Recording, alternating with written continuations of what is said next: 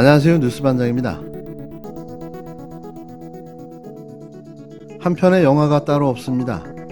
이건 흡사 영화 유주얼 서스펙트, 식스센스의 마지막 반전과도 같은 상황인데요. 적은 언제나 그렇듯 항상 제일 가까운 곳에 숨어 있었습니다. 물론 가깝다고 해서 우리 편은 절대 아닌데요. 왜 대한민국을 검찰공화국이라고 말할 수밖에 없는지를 새삼 증명해 주었습니다. 오죽하면 이런 검찰 출신의 범죄 의혹이 가득한 자가 대권의 도전장을 낼 수 있었을까요? 믿는 구석이 있었던 거죠. 무소불위의 권력을 쥐고 흔드는 검찰 수장을 맡았던 자로서 그 영향력을 지속적으로 행사할 수 있다는 자신감인데요. 실제로 그런 일이 지금도 벌어지고 있습니다. 윤석열과 관련된 사건들 모두 무혐의, 불기소, 불소환으로 이어지며 면죄부주기, 물타기, 시간 끌기 등으로 그의 대선 가도의 방해물을 깔끔하게 청소해주고 있는 실정인데요. 답답하다 못해 우라가 치밀어 오릅니다. 그렇다고 반드시 불의가 승리한다고 할 수는 없죠. 그 무소불위의 막강 검찰 내부에도 정의의 검사들이 분명 있을 테니 말입니다. 최근 대장동 수사와 관련한 녹취록과 자료가 흘러나오며 진짜 대장동의 실체가 하나둘씩 드러나기 시작했는데요. 우리가 그토록 궁금해했던 그분의 실체도 이제 곧 드러날 것으로 보입니다. 사실상 드러났지만 확실한 증거가 더 필요한데요. 곧 구속영장이 청구될 구속이 된다면 그분이 맞다는 거죠. 그러고 보니 여기에 관련된 윗선들 모두 검찰들입니다. 윤석열 후보와 김만배 씨와의 관계가 의례적인 관계가 아니고 매우 깊숙한 관계라는 것을 보여주는 증거가 되겠습니다. 윤석열 후보는 김만배 씨와 상갓집에서 한두 번 스쳐 지나가며 인사하는 사이다라고 말한 적이 있습니다. 김만배 씨는 욕하며 싸우는 사이다라고 말했습니다. 저는 김만배 씨가 이렇게 구체적으로 이야기한 걸 보면 보통 관계가 아니라는 것을 보여주는 증거다 이렇게 얘기됩니다. 더 충격적인 것은 윤석열 후보의 발언으로 봐주는데도 한계가 있다고 말한 것입니다. 그렇다면 본인 입으로 김만배 씨를 지속적으로 봐주었다는 것을 인정한 꼴인데 도대체 무엇을 봐주었습니까? 부산저축은행의 수사를 봐주기 수사했다는 것을 윤석열 후보가 이야기한 것이다 라고 우리는 추론할 수밖에 없습니다. 지금까지 우리는 윤석열 후보와 김만배 씨 사이의 관계를 추측할 수 있는 여러 사례들을 종합을 한번 해보겠습니다. 김만배 씨의 카드면 윤석열은 죽는다는 발언. 김만배 씨의 누나가 윤석열 씨 부친의 집을 사주는 관계. 김만배 씨 주장대로 욕하면서 싸우는 사이. 결정적으로는 봐주는데도 한계가 있다고 하는 토로. 이 네 개의 여러 근거들을 종합해 볼 때 김만배 씨와 윤석열 씨의 관계는 매우 깊숙하게 연결되어 있고 상당한 조력을 주고받은 관계로 규정할 수밖에 없습니다. 이 문제에 대해서 이제는 후보가 직접 답변하셔야 됩니다.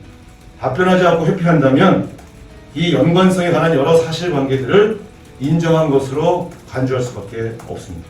이재명 후보 관련된 녹취는 사실이고 윤석열 후보 관련된 녹취는 사실이 아니다라고 주장하실 수 있는 것입니까? 같은 사람의 주장 발언인데도 이런 문제에 대해서는 명백한 검증의 대상이 된다는 점을 말씀드리겠습니다. 지금까지 국민의힘과 윤석열 후보는 대장동 문제로 이재명 후보를 공격해 왔지만 알고 보니 김만배 씨와 깊은 관계를 맺고 봐주기 수사 등 조력을 서로 주고받은 것은 윤석열 후보라는 것이 드러났습니다. 국민들에게 호소합니다.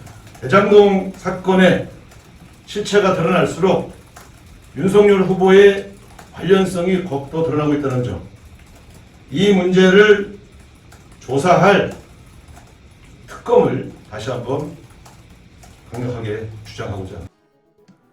6일 주말 휴일에도 불구하고 긴급 기자회견을 자청한 우상호 더불어민주당 총괄 선대본부장의 발언이었습니다. 곽상도, 박영수, 윤석열로 이어지는 검찰 카르텔, 이게 대장동의 실체인 거죠. 곽상도 전 국힘당 의원은 이미 구속됐습니다. 검찰로서도 빼박 증거가 나오면서 더 이상 봐줄 수 없는 수준에 이른 건데요. 더 봐줬다가는 자신들도 위험해질 수 있기 때문입니다. 자, 그렇다면 다음 순서는 누구일까요? 그건 기대하시던 대로 박영수 특검입니다. 이미 그는 공개된 녹취록에서 대장동 설계자로 지목됐는데요.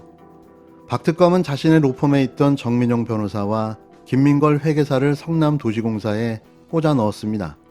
이들에게 성남에 뜰 컨소시엄에 유리한 심사를 진행하도록 하고 성남시의 독소 조항인 초과 환수 조항을 삭제하도록 지시한 의혹이 드러난 거죠. 5일 유튜브 언론 매체 열린공감TV 김만배 윤석열과 아는 사이 입증편에서 이와 같은 사실이 공개됐는데요. 정말 충격 그 자체였습니다. 윤석열은 형이 가지고 있는 카드면 죽어라는 녹취록 공개 이후 두 번째 녹취록 공개가 이어졌는데요. 이번 녹취록은 김만배와 윤석열 사이가 얼마나 막역한지가 여실히 드러났습니다. 이번에 공개된 녹취록에서 윤석열은 김만배를 향해 내가 검찰 권력으로 너 봐주는 것도 한계가 있다는 말을 하곤 했고 그때마다 김만배는 속으로 어떻게든 회유해서 봐달라고 했다는 겁니다. 그러면서 김만배가 정영학에게 나는 윤석열이하고도 싸우는 사람이야. 윤석열이 그 서슬퍼런 그런데 형이 항상 맞다라고 말했는데요. 당시 윤석열이 검찰청장이었고 김만배는 기자였습니다. 이후 김만배는 박영수와 윤석열과 싸우며 열심히 챙겨줬다는 이야기인데요. 공개된 녹취록, 문서로 된 녹취록을 보면 그런 사실이 나오는 거죠. 그렇다면 50억 클럽은 김만배로부터 어떤 걸 받아먹었을까요? 대체 뭘 받아먹었길래 질질 끌려다녀야 하는 운명에 맞닥뜨린 걸까요? 언론에 보도된 내용을 퍼즐 맞추기 하듯 끼워 맞춰보면 이렇습니다. 김만배 누나가 윤석열 부친인 윤기중 씨의 집을 2019년 4월 30일 매매하는데요. 이날은 화천대유의 수익금 배분일이었습니다. 매매 계약서만 봤을 때는 19억에 계약된 걸로 보이지만 이는 다운 계약서로 그보다 더 많은 윗돈을 주고 계약이 된 걸로 보여집니다. 마치 수익금 배분일에 맞춰 수익을 배분한 거죠. 이어 박영수 특검은 딸을 통해, 곽영수 전 의원은 아들을 통해 수익금을 받아갔는데요. 50억 클럽 멤버들도 드러나진 않았지만 자신들의 몫을 챙긴 걸로 보여집니다. 그러고 보면 50억 클럽 멤버들 모두 윤석열과 절친 사이인데요. 이러니 그가 관여가 안 됐다는 걸 믿을 수가 없는 거죠. 이런 상황에 김혜경 논란을 만들어 여론을 덮고 또 TV 토론을 일방적으로 무산시키는 초강수를 둘 수밖에 없는 겁니다. 또 이번 TV 토론 연기도 무속과 관련이 있다는 의혹까지 퍼지고 있는데요. 그날은 손 있는 날이라는 거죠.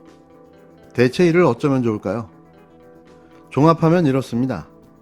5일 방송된 열린공감TV의 내용은 상당히 충격적이었습니다. 그리고 대장동의 실체가 이제는 뚜렷하게 보이기 시작했는데요. 이걸 여태 이재명 후보에게 프레임을 씌워왔던 겁니다. 이제 김만배도 검찰도 모든 수사자료와 녹취록을 공개하고 이 사건의 본질이 무엇인지 누가 관여되어 있는지를 밝혀야 합니다.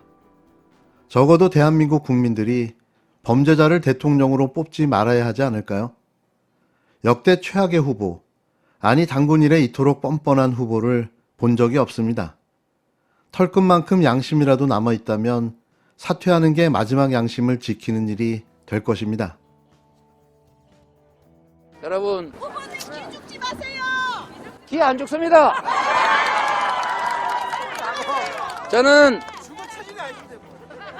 제가 기를 죽으면 13살에 공장에 취직해서 납땜 연기 맡으면서 살았고 그렇게 험하게 살았지만 수없이 정치적 아웃사이더로 적자는커녕 서자도 아닌 얼자의 삶을 살면서도 결코 포기하지 않고 성과로 증명받으면서 국민들의 힘으로 이 자리에 왔는데 제가 왜 기가 죽습니까, 여러분?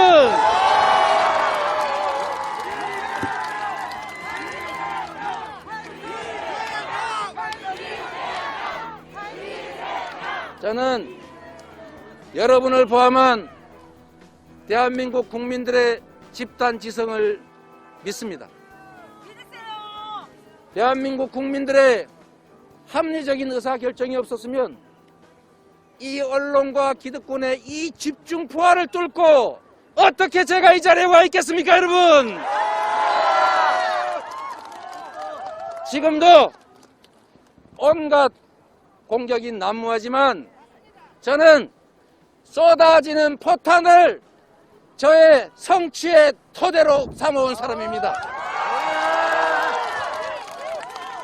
위기는 기회입니다. 위기 속에는 기회가 들어있습니다. 기회 속에도 위기가 있습니다. 기회를 기회로 활용하지 못하는 건 무능한 것이고, 기회를 기회로 활용하는 것은 평범한 것입니다.